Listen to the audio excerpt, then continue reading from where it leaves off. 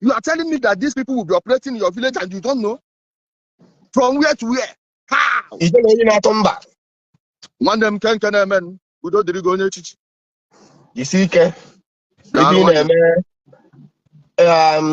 onye si na ọ na anụ ntị ọ na-afụ ụzọ isokwa na ịdị afụ ụzọ ọ na-eku ume. Yes.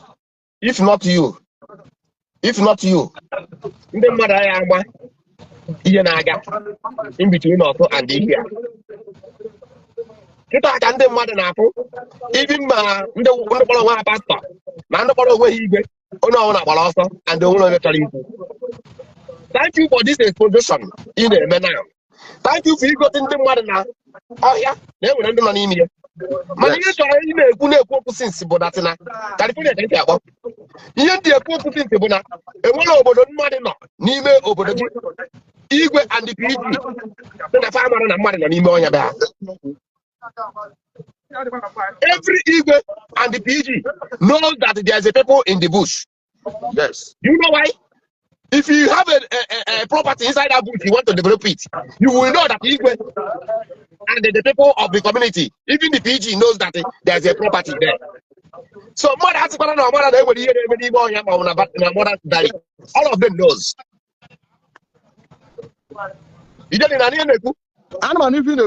Yes, all of them knows. None of them say they don't know. But I'm begging the Anambra State government to put force the way you guys are in there. Because I can get you one and I'm about to name town. What is the Johnson? If I get information, follow them up. Yes. Follow them up. Fight in the now. What do you have on put an hour? What do they be? Believe how would you go? Get there. I think they'll go good. Search them very well. Security need to tight up. Let not about some people, about say to us. About say to us. So first, yeah, because guys don't have he got all here. So let the security beacon. Let the security buckle up. Well, let's see. Forget even the money they are sort of on a comment section. Oh no, matter how much. Oh no, maybe. I'm gonna be. People to last. Oh no, man. How would you lose your brother, your sister? Ma will never go get to a walk. You can contribute to a go. It will be one more than I can there. Take out away one. A man on a comment such a why are you killing your people? Why are you killing your people? Who's your people don't even here? Mother, they don't hear. Anybody don't even have a enemy. How would they tell you the government attack? If that you know, Jerry Pano, I'll start their war. Over the man, you go and I will go. I'm not going to look stop this. Take this video down. On the mortgage, on the mortgage. Want to thank you for protecting your life. Thank you for going to your good. You go say, how do you from Turkey? You know, Naga, you have a Nigeria, you have a Tabuga, you have a Talibo. Yes. Oh, what do you do? Be it pastor, be it Libya, be it God, no man or man, no God. What if you he say one day? Can you see Naja? Oh, you made mistake in your poison for with it. Ogabo, wrote in Nare. He said, because she cannot tell anyone over. Money they make order no, not only for you. Oh, that's not the only at the end. Oh, that's not the only at the end. One them Jessica. Of course, one day. I tell you peace. Let peace continue. Oh no, I just oh no, and I won't leave animal anymore. Didn't got what he and the Wadu country. Iburu go dinta and I got on tano here. Iburu made, Potilo, Ibu Madi, not here. I have one go. Thank you. Thank you. Oh, the other no amount of threat. Thank you so much. Also, Ezoku, and I'm also Governor Soludo, please, we are begging you. Governor Hope Uzodinma, we are begging you. Any Igwe that you see a camp in his community should be dethroned immediately. Immediately. Because those camps are serving as basis for them. Now, no organized criminal group can function effectively without a base. They go carry the gun for head. They go carry the gun for head. Like butozo now, where you want carrying gun go? Not be so him and boys go, they move around. We are getting information on where they are running to. Many of them, especially all those their commanders that are making money from this, are no longer within this vicinity. Forces withdraw, they will start buying ordinary people. If you people are hoping on the government to withdraw, on go old, on our hair go gray. This time around, Allah, we go put people there permanently. Nobody they move back. Should I tell you, I say this waka ahead, forward. By yourself or you surrender. You cannot surrender when you are caught. Are you hearing me? Like I told you, this is not an operation to come and be arresting people. This is not an operation to come and be arresting people. You immediately recycle. This is the only amnesty you will get. Don't assume you will be arrested. Arrested, Jemegini. Arrested, come on, buff geba. You would arrest Quig.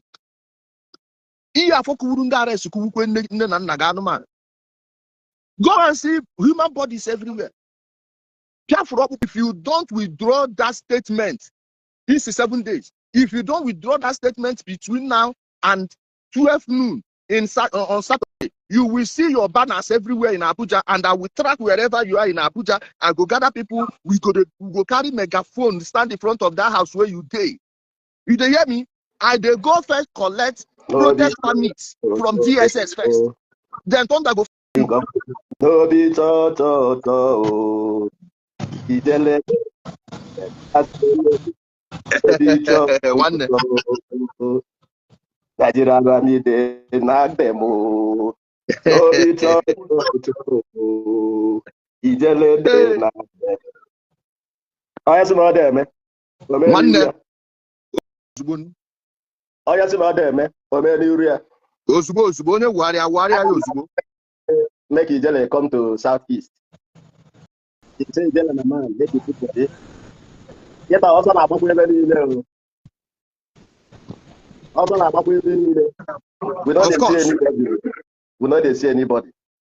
This fight must get to the end. And the end is to eliminate all these criminals. There is no going back. There is no going back. Just like you have been canvassing for the Nigerian Army and the entire JTF, I believe they need the assistance of the state governor.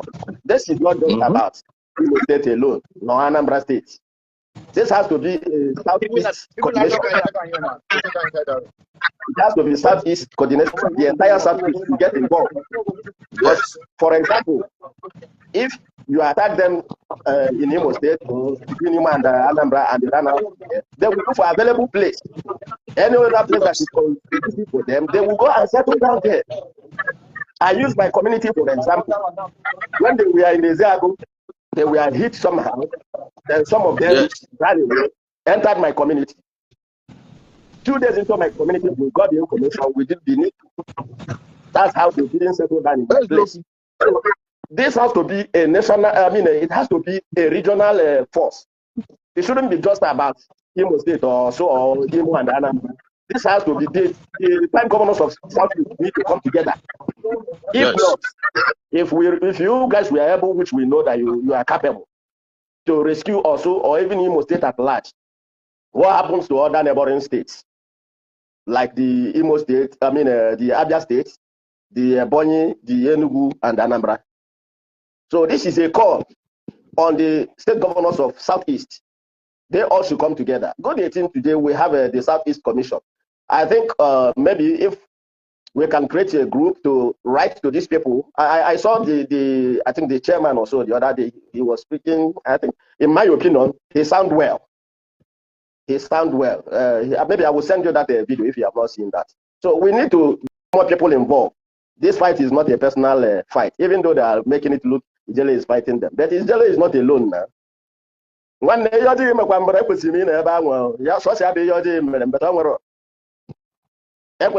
at least I'm not to go to another side income because we're not supposed to give these people space. I know how many of my men that have gone down in this madness. So we shouldn't give them a breathing space. Meanwhile, kudos to you. I respect. You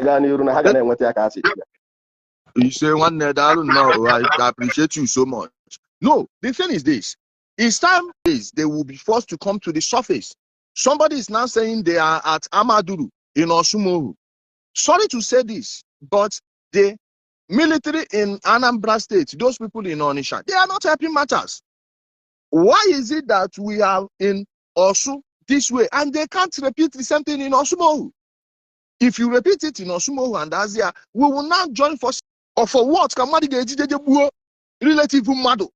They fight the person. You can't fight the relative here. He want that kitty. Pencil down their names or go again bidon and their supporter. If you go to Chineke Meru Nebere. Every single person in our support nonsense in my village. Every single person. Ebe ọbara dị ọsị secret ka anyị jizie na ọbara gwuo egwu nke a na-aza butozo. In fact, ilu ozi n'ụmụta nse like bosa ga-eso ozi ya n'ụmụta nse ị ga-amakwa na men kpọrọ iru onye kapịnta. Ndị kapịnta ka na-aya na Nigeria na Igbo anyị. Butozo was a carpenter, failed carpenter, gentle, failed carpenter, slow okada man. Okay?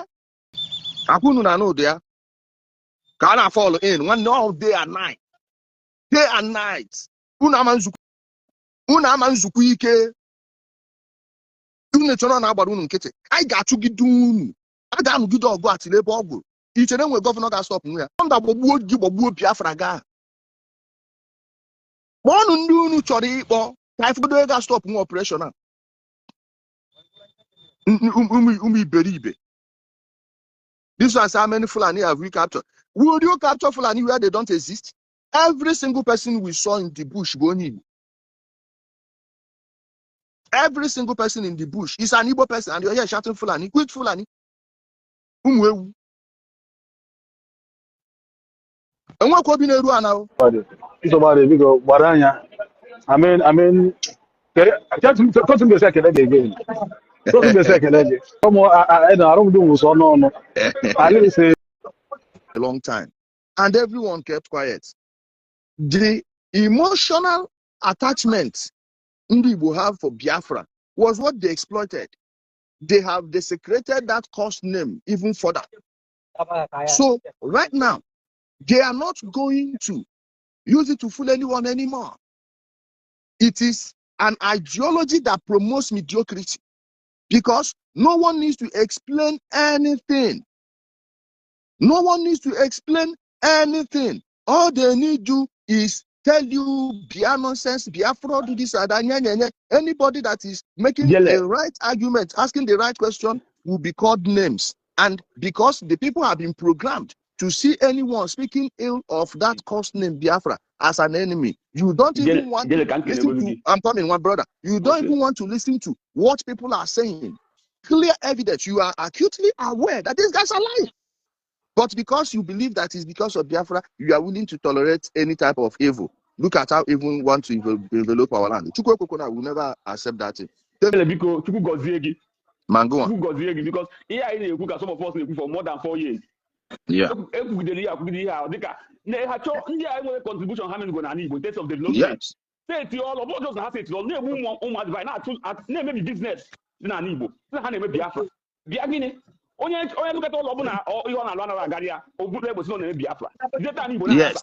Ndị anyị na ha na-ebu business need na Igbo, na-emebi business need na ndị amara how crisis can collapse economy. Ha je keke ihe me na worry. What collapse oil economy of worry. Kabido nke anyị Igbo, jidete business kedu because business na gan nnukwu business ebule because of their stupidity. And ndị anyị na-agwa ha ma ihe na obudo na asị struggle what we are talking is not possible. It's not kubeki yes those people no village nke abụrụ ịgbasa obodo. You know that name be buying ofu obodo anyị nwere. Ana akọ ịma ụmụ na-ụmụ dị arịpụ ha na-eme ESL. Ọmụka na-emọsọ ọbụla ga-eme audit wee kpuchi ụmụ anyị rusi ha bịa nye mask panel. Ị ga-afụ the number ụmụazị banyị ụmụ because na ebunye ha egbe a na-eme na ha na-eme ihe a ọ dịzi ahịa izi ndị na ndị izu ori igbu mmadụ ihe paasị ụmụ nwaanyị dowe slave na ha na-eme Biafra a na-akụ ha aka mgbe ọ na-ekwu ihe a ndị mmadụ na-akụ ekwukwe ebido nkwubi ihe a jee na redio na-abụ na Anambra then I was speaking before I traveled These people, people not tell people about the what they are doing is not possible. Or register company, private company, not be able to go on. I go on Canada. One in the way we can allow business. The with sense. The Biafra is not working. Forget the Biafra. All you are so good. Who not causing this thing? You have business. Forget the I talk to one way now to what is to the it might be worse. Now that yes, sir. So we will to Biafra. So, here not to motor the college, you know, on ground, not to motor because they created a lot of fear. And here when you governor sign with you, not go here, and thank God for what is happening today. And therefore, God will bless you. Anibo, you take what Anibo get what all you just talk about. Anibo, take what my mother what you are doing to Igbo land. But I said something. Whenever evil like this rises, God will always send counter for his people to rescue, and that's what we are doing. People are not I'm a courageous man, and I like what we are doing. God will stay with you. God will be with you. Then I go Biafra. Then Biafra. Then go and do for always now. Onye ihe na magala we born in Biafra ihe na maga. Onye nbokata boy go na ya bụ minister, bụ onye minister, bụ nka. Onye na-atụ ego na Ideological. Anya go na Canada na Vancouver. Go no tie family. You know, I say this because the first time before we did violence, so now one of the 15 persons who gave Fiana, before we did violence. Part of the things I want to violence. I was the only young man, so how I got that thing on 28th of February 2017. After which, I say, okay, open what idea you will. Open a political party join ya or form a political party. Open win the election. If you don't show where the legitimate, we show where the idea you want.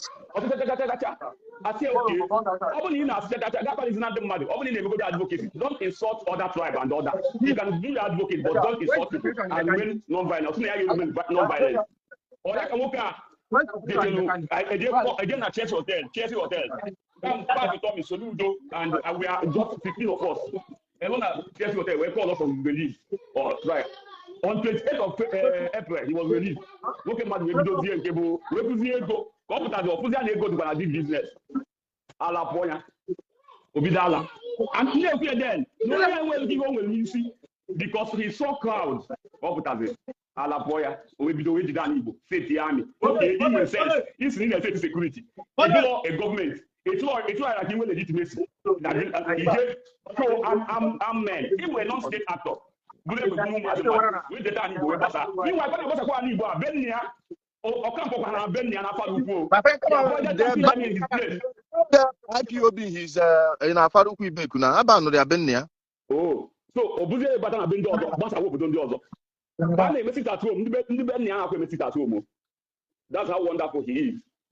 So the thing is this: the high time need to do the Biafra is not coming. All business when you make your now, was palace. And guess what? Stop was written. What do you census? Do you know they have a book? Now the census, no census in Biafra land.